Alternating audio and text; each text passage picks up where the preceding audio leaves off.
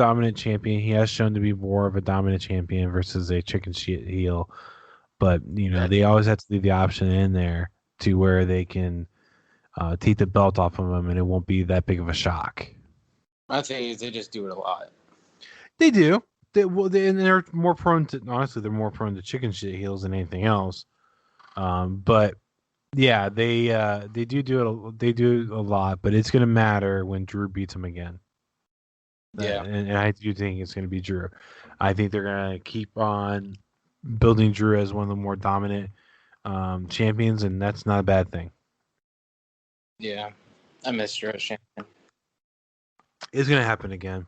I know. It's probably gonna happen at SummerSlam. If I was to guess, it's gonna be either happen at SummerSlam or Survivor Series. That's gonna be one of the main ones that he's gonna win the title back. I feel like it'd be better to do it before Survivor Series. Just because one thing I noticed is if both the world champions or all three, if they include NXT again, are heels, they have them defend the titles. Mm-hmm. Heel versus the face, like Roman and Drew, AJ and Lesnar. The only exception was the Bryan and Lesnar match, but other than that, because Bryan had just turned heel. Other than that, I noticed they do that a lot. If they're all heels or whatever, Right. And the belts, but if they're like a heel on the face, they do a brand supremacy match, I guess. But at the same time, I think we're gonna actually see Reigns lose the title before then. And he's probably gonna lose it to a face. Big E. I think it's gonna be either Big E or Cesaro. It's gonna be one or the other. But I do think Big E, relative to what's going on SmackDown, I think Big E is gonna win the Intercontinental title again soon. From Apollo Crews and kind of keep that going. And I'm okay with that. I'd rather be kind of a slow build with Big E, but I think Cesaro, because he's a little bit older than Big E and has been there a little bit longer, I think Cesaro will probably get it first.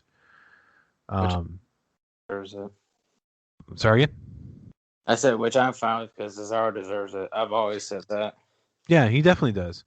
But in this match between Braun, Drew, and Lashley came back, won. After Drew hit the Claymore on Braun, and then Lashley won the pinfall by tossing Drew out. And then we kind of touched on this a little bit. Reigns with Paul Heyman versus Cesaro. This one was ultimately a submission match because Cesaro passed out, but the main story is between the Usos and Reigns. Because leading up to it, Roman told Jay to go talk to his brother because he's talking like his brother, but then Jay came out and gave him the ceremonial flowers and acknowledged him as head of the table. What they're building, it sounds really, really weird to say it kind of out loud like this, but they're building a love triangle between Reigns and the Usos. It's a different love triangle because it's relative love triangle.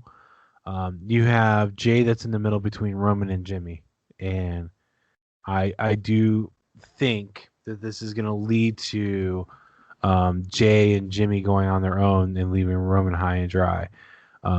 Roman's weak point is his frustration and anger, and I think that's going to lead to the Usos bouncing out and getting away from him because they think he's too high of a liability, too much of a loose cannon, and they're going to go on their own. Yeah, I like the match. Like it was.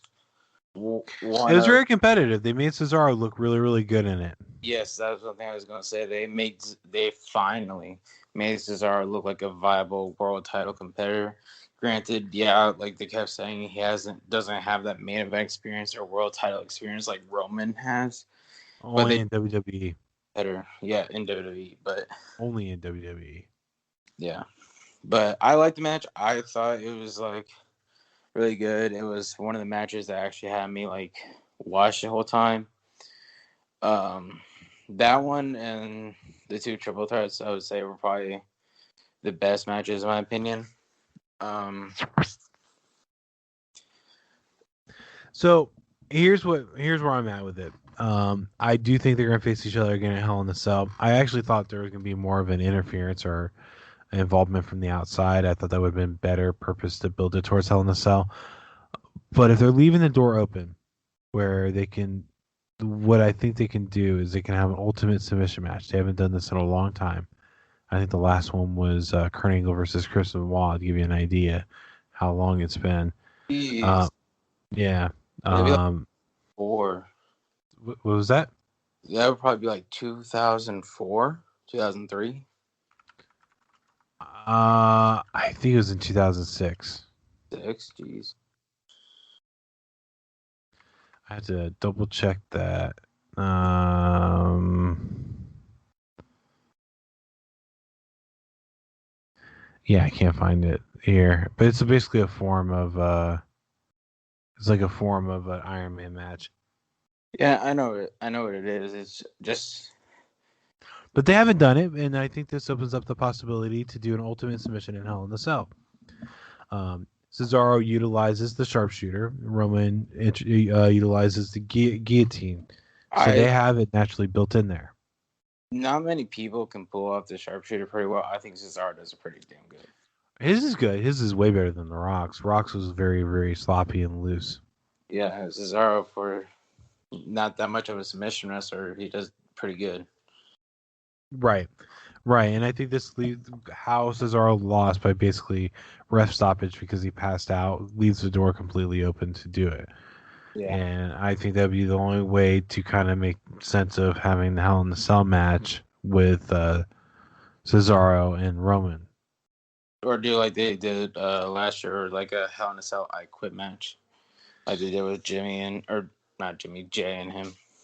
Yeah, Roman. they might do that. There's still that option because of, again, him passing out. You can't really say I quit. Right. They could kind of get away with that.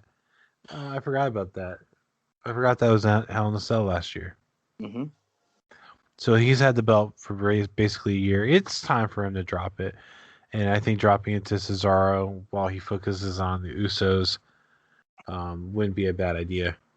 Yeah, we were talking about this earlier. How Roman is actually one of the only things I pay attention to when watching it. Well, he would be, his storyline would actually be one of the main things I would talk about when changing a format, like I've posted about and talked about in previous recordings. I would still keep an eye on it because it's one of the best things that WWE has written in a long time, and it has Paul Heyman's fingerprints on it, which kind of shows his ability to tell that story while also being able to elevate people like Cesaro and the Usos to kind of make it seem like a viable threat. They don't really have that much nowadays in terms of how they're building the characters, but this one definitely still has his weakness being shown. Yeah, one thing I saw before the Cesaro Reigns match, like going on social media and stuff, was how Reigns was originally feuding with Paul Heyman guys, aka Brian. I mean, Yeah, being and going feud or Cesaro went from actually this is actually Cesaro. He went from being a Paul Heyman guy to feuding with a Paul Heyman guy. guy, and Reigns basically did the same thing, so where now he is a Paul Heyman guy. Yeah, they basically flipped the roles. Which I did not like when I first saw it. I did not like. That actually had me surprised. People a lot of times forget that Cesaro was paired up with Paul Heyman. I didn't forget about that. I remember that was I think it was right after he was with the Real Americans, wasn't it? Right around then, it's when he was paired up with Curtis Axel. I almost forgot. Yeah. It was basically they wanted Paul Heyman to be a mouthpiece for basically all the people they couldn't get over, and it showed. And the sad part is, Cesaro should have gotten over a lot sooner than he did. And the fans are behind him. WWE is just a little concerned about his accent. Yeah, the only person that I can think of that Heyman has like never had to like be on the mic for or really talk for is Punk. Right. They had to do things differently, which Paul Heyman has talked about that in public before, where he's just like, my role was completely different with Phil, and that's why I liked it because, I didn't have to really talk for him. Phil could talk on his own. He goes, I just had to tell the story by facial expressions and lifting up the belt. and he made a joke on how Punk went on a long rant. He literally went, "Hey, can you cut this? My arms are getting tired." So it was a different perspective. He really didn't need to talk for him. Honestly, he didn't really need to talk for Cesaro. It's just WWE's concerned about the accent.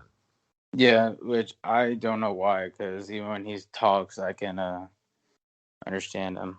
I think WWE forgets that because of the world we live in now, we're used to those accents over here in America.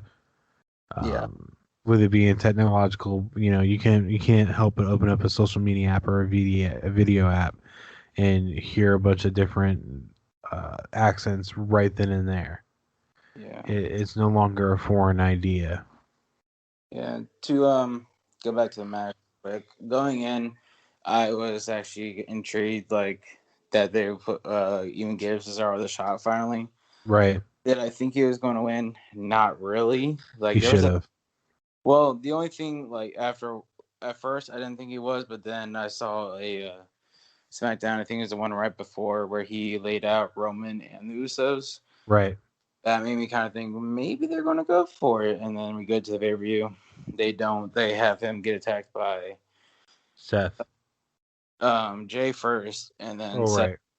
And I did like the little face off between Seth and Roman because the Shield is one of my favorite factions, and I know Ambrose or John Moxley ain't there anymore, but it was kind of cool that they still kind of reminisced on it a little bit, and then said just go and attack him.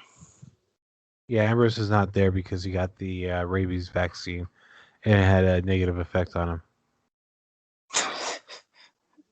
You do remember that, right? Where he took the shot on air because everyone was had rabies or something like that. Is what the joke they try to make. Yeah. Poor WWE writing right there. That's why I don't think he's ever going to come back to WWE ever. I don't blame him. I don't blame him at all either. They we're going on a whole other tangent, but there were sparks where they were actually doing well with him, but every time something would happen and they would drop the ball. Yep. He'll turn on Seth. um, Going back though, what was your overall feeling about this pay per view? I know you didn't see WrestleMania, so what was your overall feeling? How did you feel about the pay per view as a whole, as whether or not it was entertaining? There were parts of it that I thought were entertaining. Like I said, the two triple threats and the main event I thought were pretty good. I don't. The only part of this pay per view I never want to watch again The is zombies. the lumberjack match because that was just. Uh, It would have been better if they booked it where the zombies have somewhat of an interest in who's facing off. yeah, instead of just following Morrison and Miz for a while. Mm-hmm. Uh, and to me, it went by when I watched it. It went by pretty quick. Like we were already to the main event. I'm like, whoa, that was. Yeah, I'll give them credit where credit's due. They did well there. Yeah, that was like we had the WWE Championship Triple Threat match. And they're talking about the Universal title, which I already knew that was gonna be the main event. Talking about that, I'm like, what? We're already there. Yeah, uh, it kind of flew more on the. It's kind of like when people talk about popcorn movies where you don't have to really pay attention, but you can kind of keep an eye on what's going on and understand it. yeah. Um, I kind of enjoyed it. Like I enjoyed it better than the last pay per view I watched, which I'll be honest was I think it was Payback. No, it was Royal Rumble. The last one I watched was Royal Rumble, which I almost completely forgot I did. I enjoyed the Rumble pay per view. Right. Really watched because I just don't enjoy as much as I used to. I did enjoy Backlash for the most part. Just the way the Mysterios was booked, the Mysterio and Dre Right. and the Lumberjack match, I thought were just. I don't have a problem with the Mysterio match, just the way it was booked. Right. Right. They could have done things a lot better there, but it is what it is. It's WWE for you. Yeah, but overall, I probably It got about a C for me. Yeah,